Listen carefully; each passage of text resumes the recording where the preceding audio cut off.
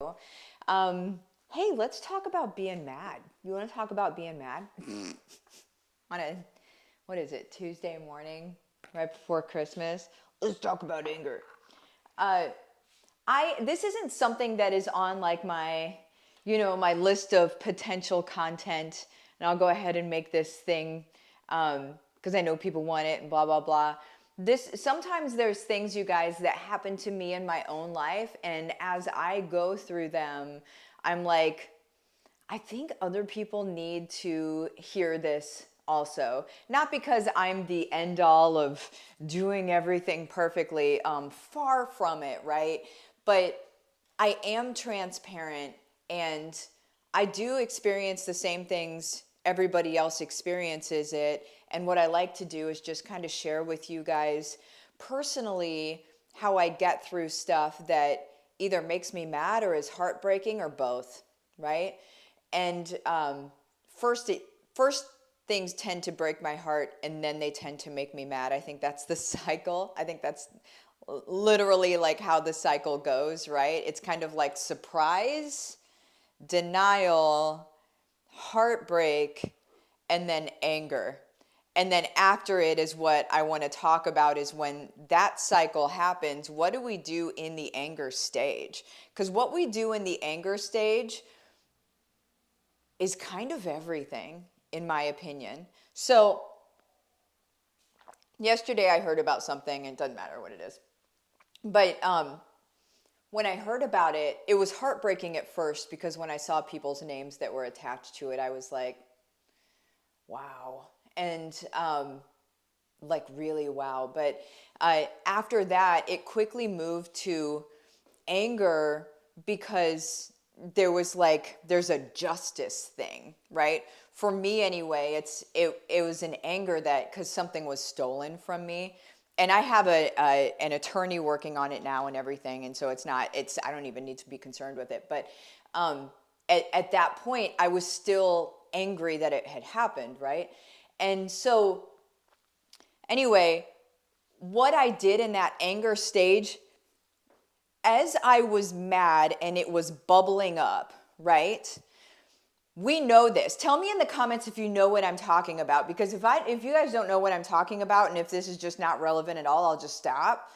But what it feels like is when the anger starts bubbling up and you start thinking of like, you know where you start having those conversations in your head, and you're like, if they say this, I'm gonna say this. If they say this, I'm gonna say this. And da-da-da. And it sort of starts like, it creates its own life and its own narrative, sort of, right? It's weird. It's weird.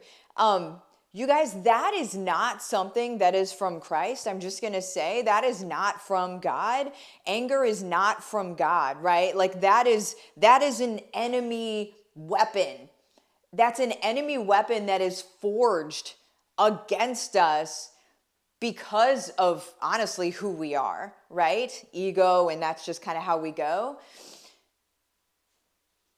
What I did in the moment last night, anger took over for a little while, like a good number of hours. I'm not going to lie. I'm not like, I was perfect and then immediately turned it around. That is not, nope.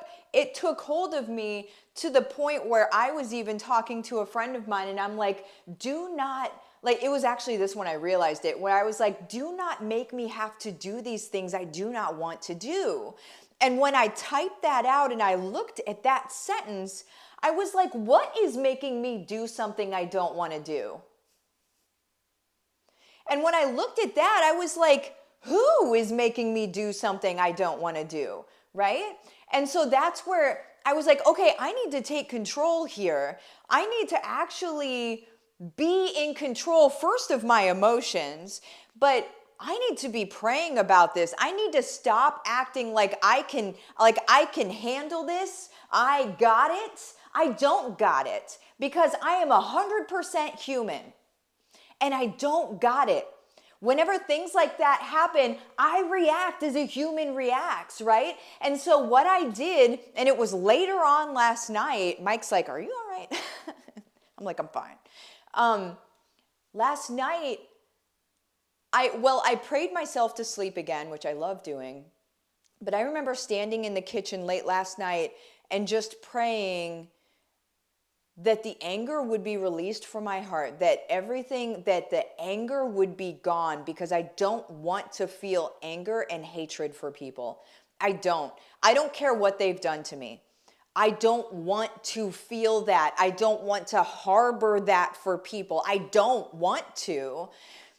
It gets in the way of your ministry, guys. It gets in the way of how you serve people whenever you harbor that, because whatever your heart is full of is what comes out of your mouth, regardless, right? And so my heart was full of like anger. And so anything that came out of my mouth, really at that point, I was just like, ick, ick. And so as I was praying last night, I was just like, God, just release my heart of this anger. Get the enemy, like form a hedge of protection around me. Get the enemy as far away from me as possible. And where he's just like, just insulate me in peace. Insulate me where this stuff doesn't even bother me, right? And then show me the way forward. Because something that happens when you have anger in your heart and hatred in your heart is you can't see. It's almost like that anger in your heart then creates a wall, creates like a dense fog where you can't even see straight.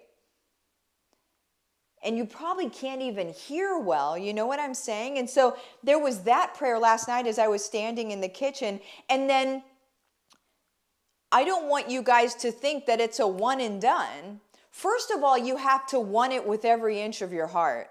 You can't say it to say it. This isn't lip service.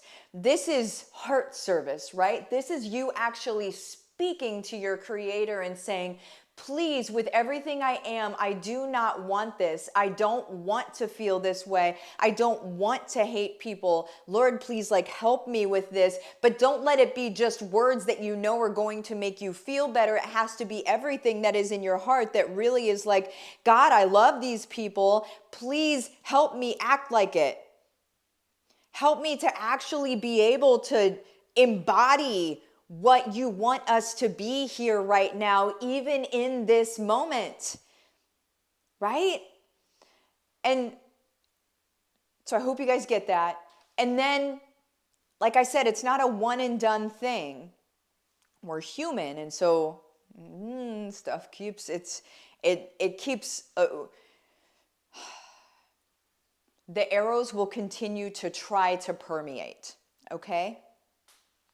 What I did last night as I went to sleep is, like I said, again, I prayed myself to sleep. I strongly recommend it. If you can't sleep, or if you have something that is heavy on your heart, or just, to thank God, right, for the day and prepare you for the next day, pray yourself to sleep. Man, there's nothing better. But last night, my prayer as I went to sleep was just basically like, it was that same type of prayer.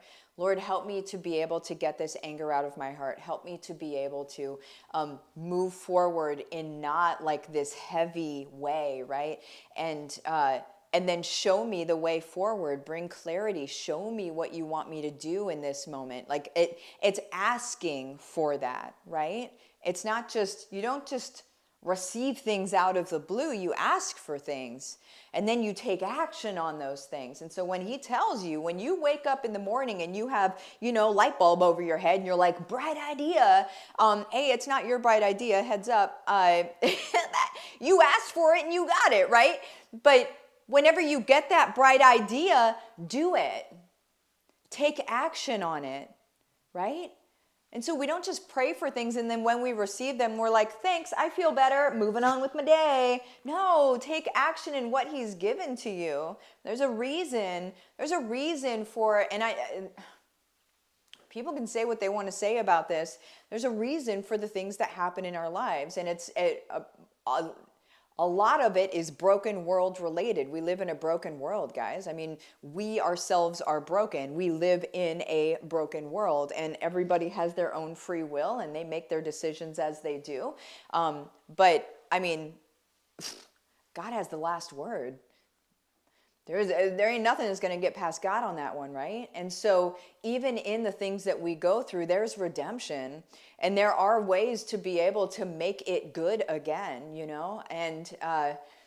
And maybe this is my attempt at that. Maybe this video right now is my attempt at that, is for us to be able to look at our enemies, which you know how I feel about enemies. I feel like enemies are enemies for a season, and they're actually not really enemies. They misunderstand us if we're trying to do good in the world. That's a whole nother, I did a whole nother video about that before.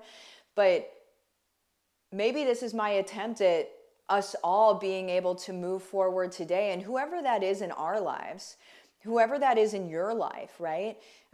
Maybe there's somebody that's just irking you, or you get annoyed at them or whatever. Maybe you can just look at them in your own life and say, you know, and pray about it, get your clarity moving forward, and then just take action on what that clarity is moving forward. For me, I don't need to feel, this has been brought very clear to me, I don't need to feel any sort of way about them. It's my lawyers got it. Like, I don't need to take action. My action was taken. There's a legal action taken. So that's that. And then I drop it. I get to drop it now. And then I get to move forward. I don't have to harbor any emotion about it. It's just a very dry thing now, and it's uncharged. So anyway, I'm not going to keep talking where talking isn't necessary anymore. But my prayer for you guys is that you're able to also just do this, right? That we're able to get good in our prayer lives. Maybe start praying where you haven't been. That's your answer, guys. That's your answer. Get in the Word, be praying. This is your answer for everything. So I love you guys. I'm going to get out of here. You have the best day. Adios.